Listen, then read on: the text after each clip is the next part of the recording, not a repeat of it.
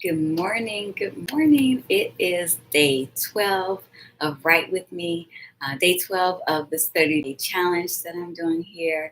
So, welcome. And today I am continuing my research regarding Peter Crosby, regarding the Vicksburg Massacre. Hey, good morning, Pepper. Good morning. And so I left off uh, with going over Emily Boyd's testimony, and she is one of the widows that her husband was killed in the massacre. And where I left off was where her and three other widows were riding off in a wagon with their husband's remains to take them back home. So that's where I'm at. So I guess let's get started. Pepper, you ready?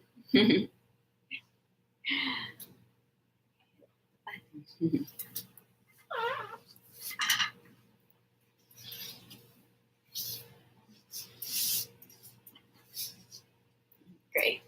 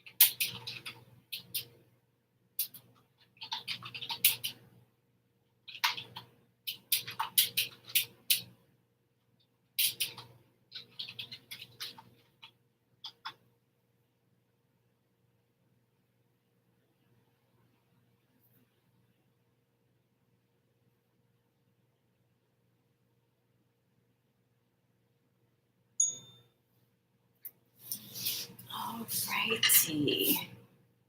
Grab a little break here. How's it going?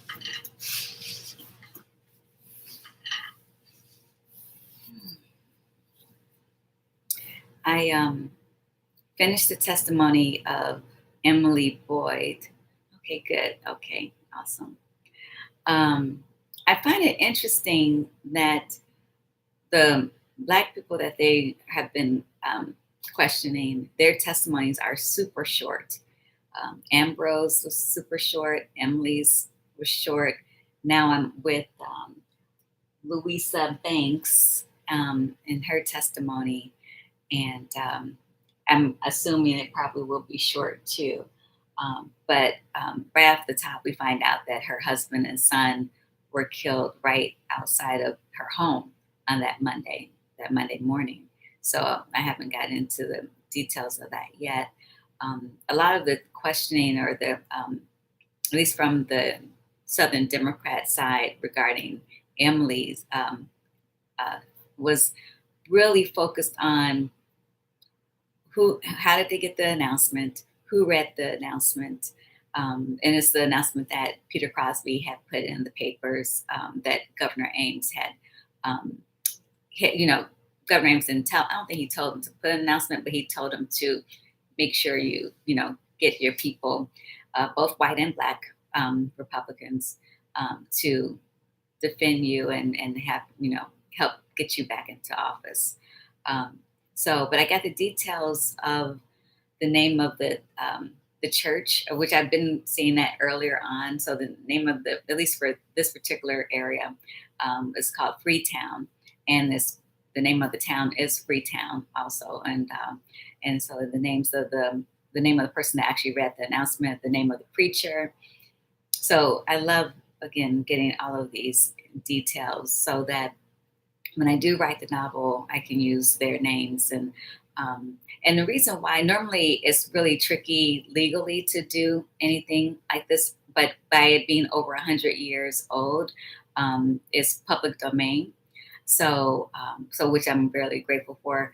If this had been something that had happened, more recently or within these, last 50, 60 years, there would be more legal things to have to clear. But I've, spoken with other writers that I know that are historical fiction writers, and they've given me the guidance of, just make sure you have, multiple sources, and also, and it's also the fact that it's the material, it's been over 100 years regarding what this happened.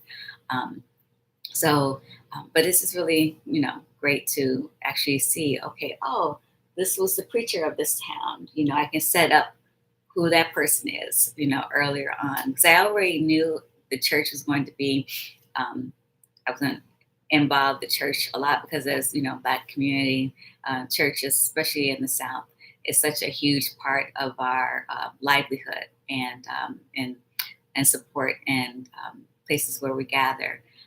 So I really want to make sure that the Black church is a major presence in here.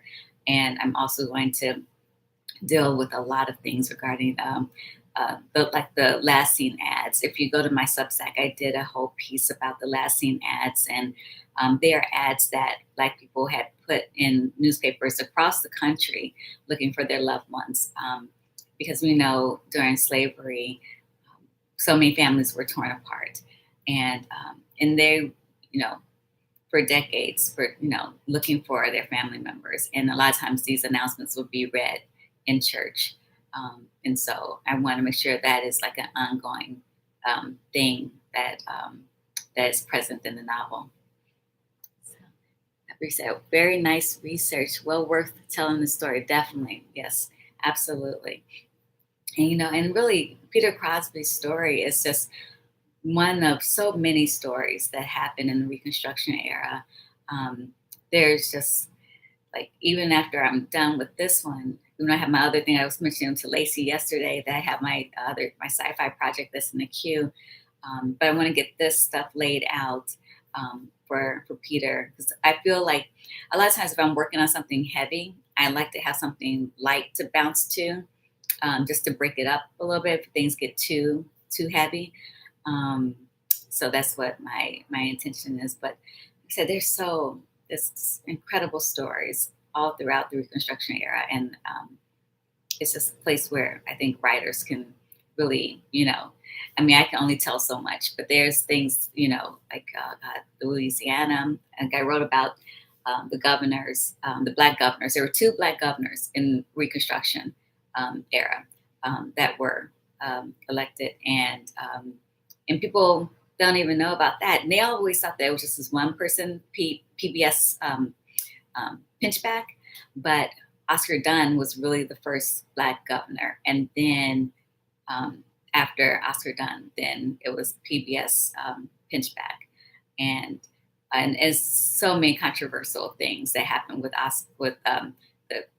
Oscar Dunn was very straight laced and so forth, but PBS pinchback was not, and he really even admits it. I have one rare copy of his biography. And so that's just another, again, they're just, it's rich with our stories. We say, yes, writing nonfiction allows us to educate ourselves. Yeah, like with this, I'm doing a historical fiction. So, but it's based off of, true story. So I will be, crafting all of the things that I don't know about to make it a full story. So it's great having all of the information to be able to craft a more accurate or true story. But like all the things that led up to Peter's election, all that is going to be, completely historical fiction, because I know certain things, but not everything. But I've got to shape, the livelihoods of him and his wife. What their life was like, what life was like with, some of his friends who ended up being also kind of forced out of office. And so just telling, like I look at it, I compare the way I'm going to do this is kind of like a boardwalk empire. That's kind of how the basis of how I'm going to lay out the stories, so yeah. So have any questions about anything, Pepper? Anything? Nice. Yeah. So you are still in your research phase of your story, or are you actually in the writing of it? I can't remember. I think you said you did 12 pages, so maybe you are you're writing it. I'm trying to couldn't remember. Okay, awesome. And is it a screenplay or a TV pilot or a novel?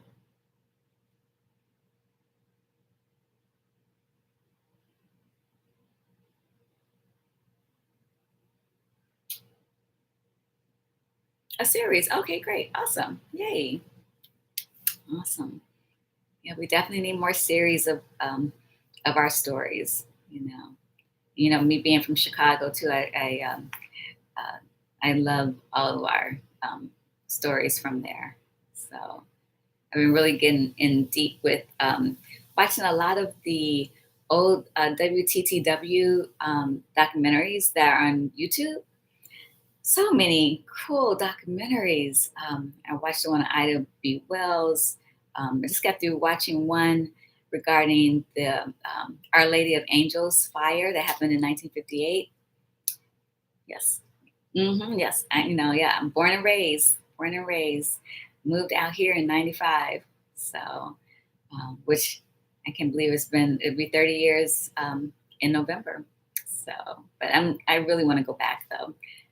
Been trying to figure out how I'm going to do that. So, yeah, but yeah, if you ever want to see any, like there's great things on the Richard Daley, the father, that was in office for decades. That was a great one too. But if you ever want to watch any documentaries on Chicago history, WTTW, go to their channel.